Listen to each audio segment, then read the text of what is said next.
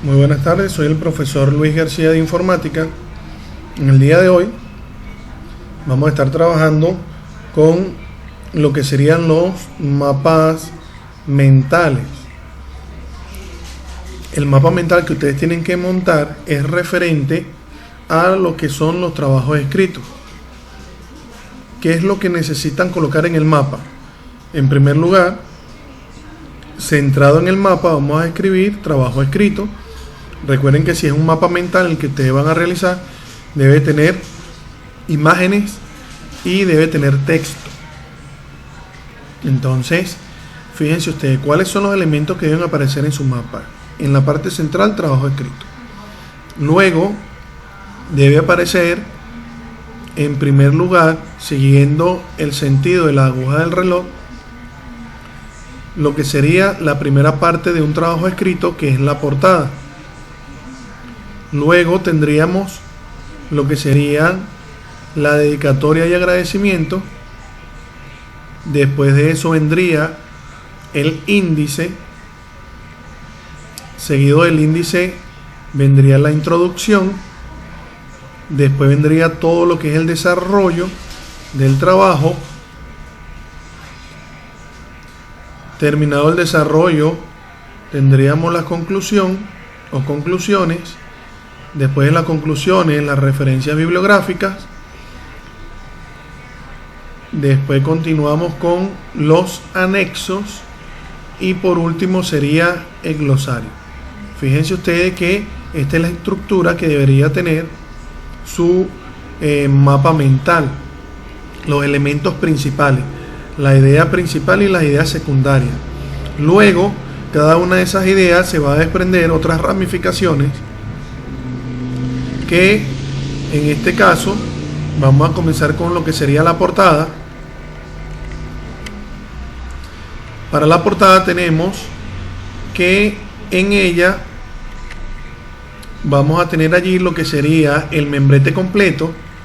Fíjense ustedes, membrete completo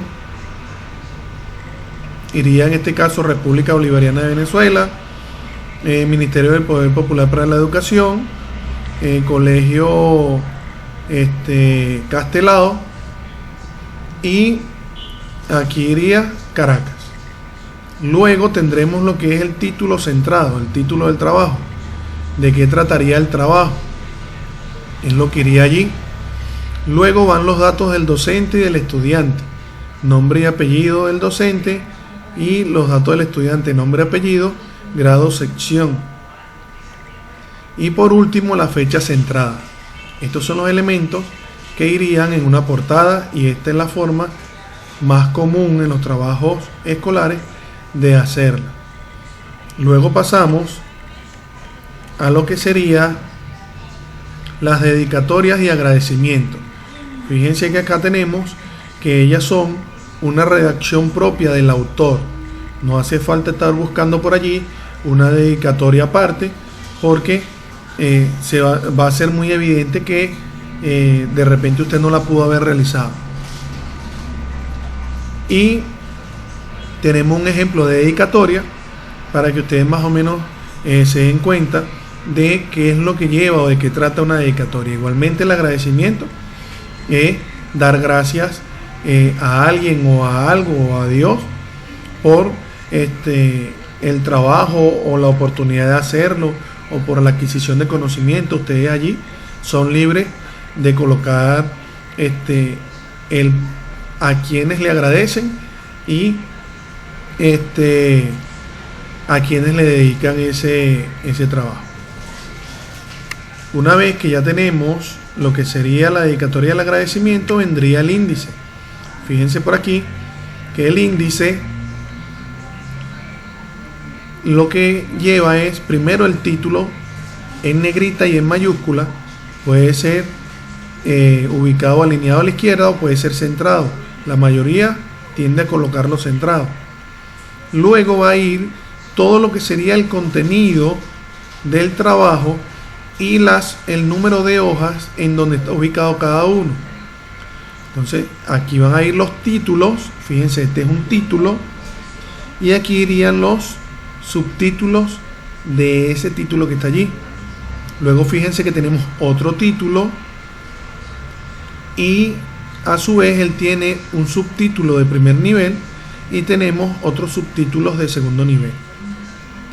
Y así sucesivamente lo va a ir realizando a lo largo del trabajo. Para ustedes mayormente se utiliza es títulos y subtítulos. No se acostumbra a tener de segundo o tercer nivel, pero más adelante sí lo van a tener que ir usando. O lo importante es que aprendamos más adelante cómo vamos a ir haciéndolo. Luego tenemos lo que es la introducción. La introducción también es una redacción propia del autor, pero es sobre el tema que se va a tratar. Allí usted va a hacer un abreboca al lector sobre lo que es el trabajo que aparece allí, el tema a tratar dentro de su trabajo. Entonces es como tratar de enamorar al lector a través de la introducción, que la persona solamente con el leer la introducción le den ganas de seguir leyendo el trabajo. Luego de la introducción vendría lo que es el desarrollo. En el desarrollo vamos a tener que conforma todo lo que es el contenido de la investigación que se realizó. Es decir, todo el tema que usted investigó y todo aquel contenido que logró recaudar va a ir en lo que es el desarrollo. Pero hay unos elementos importantes que hay que tomar en cuenta allí, que estos elementos son los que nos van a aparecer en el índice. Primero, los títulos. Hay que colocar los títulos dentro del desarrollo. Los títulos mayormente se colocan en mayúscula y en negrita. Lo que serían los subtítulos se colocan con la primera letra de cada palabra en mayúscula y en negrita. Y lo que serían los párrafos que usted haya encontrado, que haya extraído, bien sea de internet o de libros, usted lo va a ir colocando allí en esa información. Y es importante que después de cada párrafo, justo al final de cada párrafo, usted coloque la cita. ¿Qué es la cita? La cita corresponde al el nombre del autor o del sitio que usted de donde buscó la información, y el año, si es de un libro, el año en que se publicó el libro. Y si es una investigación hecha en internet, usted va a colocar la fecha de la investigación, si no llega a conseguir la fecha en la que se creó la página. Entonces usted coloca allí la fecha de consulta, el año de consulta. Entonces esos elementos deben estar dentro de lo que es el desarrollo. Una vez terminado el desarrollo, vendríamos a lo que es la conclusión. La conclusión también es una redacción propia del autor sobre los conocimientos adquiridos o los resultados de la investigación. Es decir, qué aprendió, qué le quedó, cuál es su opinión referente al tema que se investigó. Eso es lo que usted va a colocar allí en las conclusiones. Redundando es a qué conclusión llegó, cuáles son los aportes, los conocimientos que pudo haber adquirido por medio de ese trabajo, o los resultados que le arrojó él mismo, si es una investigación. Luego tendríamos lo que son las referencias bibliográficas. En este caso, las referencias, sí es importante investigar cómo se hacen, porque dependiendo del tipo de referencia es una forma de realizarlo. Tenemos referencias de libros, tenemos referencias de revistas, referencias de páginas web, referencias de algún segmento o parte de un libro o de una revista. Entonces son diferentes. Entonces tendríamos lo que antes se conocía como las referencias bibliográficas, las hemerográficas, y tendríamos ahora las referencias de sitios web. Entonces hay que estar atento de cómo se realiza la cita dependiendo de dónde buscamos la información. Una vez que ya tengamos las referencias, vendrían los anexos. En los anexos, ¿qué es lo que se va a ubicar allí o qué se va a colocar? Muy fácil. Fíjense, ellos llevan las imágenes relacionadas con el trabajo o con la investigación. Esas imágenes deben de tener el link de donde fueron extraídas. Es decir, si usted sacó esa imagen de internet, usted debe colocar de qué página, el URL de esa página o el link o el enlace de donde la extrajo. Muy diferente al nombre de la página. Es todo lo que corresponde, algo así como esto que tenemos acá. Todo ese link iría allí. El link de donde usted extrajo esa información en la página donde la investigó. También tenemos anexos de cuadros o tablas que los mismos deberían estar enumerados: cuadro número 1 y el título del cuadro, cuadro número 2, cuadro número 3, cuadro número 4. Y igualmente si lo extrajo de internet, debe llevar el link de donde lo extrajo, o por lo menos una cita referente a de dónde se extrajo la información. Y por último, lo que son los gráficos. Entonces, si su trabajo tiene gráficos, entonces usted lo coloca también en lo que sería el anexo.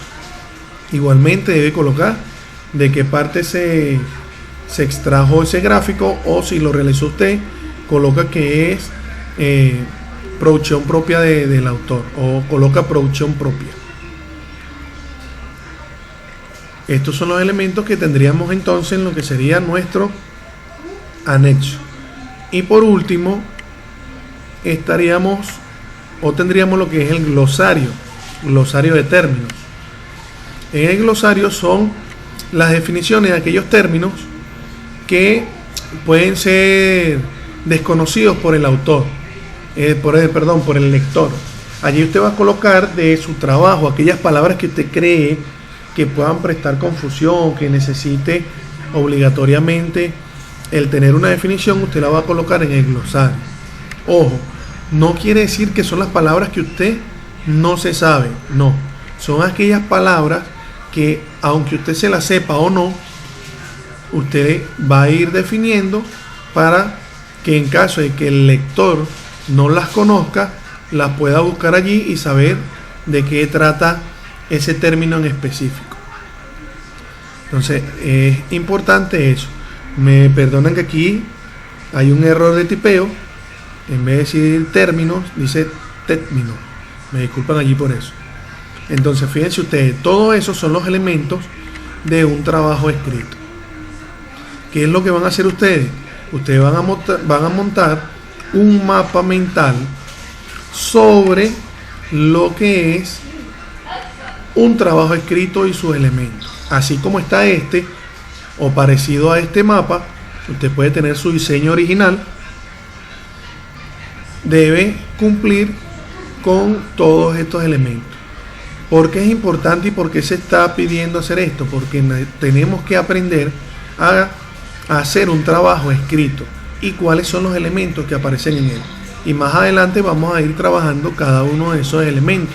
Entonces es importante que desde ya estemos aprendiendo cuál es el orden y las partes de un trabajo escrito y de qué trata cada uno de esos elementos, en qué consiste. Espero que puedan hacer su mapa mental aquellas personas que no tengan el recurso tecnológico como para hacerlo en la computadora, bien sea en Word, en PowerPoint o en cualquier otro programa online o que usted tenga en su computadora para hacer mapas mentales. Lo puede hacer manual, es decir, lo hace a mano. Lo que sí debe recordar es que el mapa mental tiene imágenes y texto, y debe llevar la idea principal en el centro, las ideas secundarias alrededor con sus ramificaciones Luego, la especificación en qué consiste, las características de cada uno de esos elementos que están como idea secundaria. Es decir, abordar de qué trata ello o cómo se realiza. Eso es lo que vamos a ir haciendo alrededor de las ideas secundarias.